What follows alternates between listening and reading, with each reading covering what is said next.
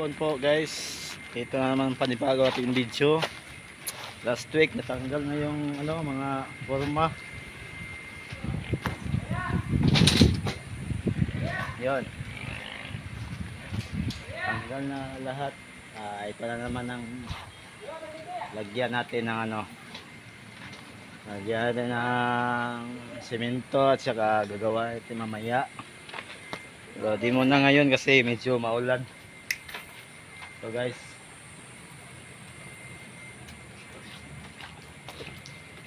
patapusin natin to baka next week again. At saka yung mga sa wiring, yan nga yan, plaster.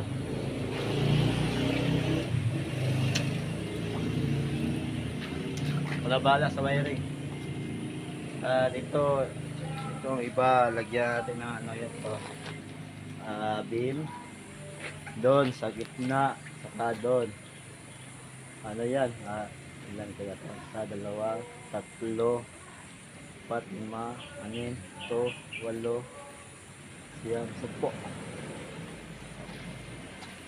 Ito po lahat 10 kasi yung 7 tapos na.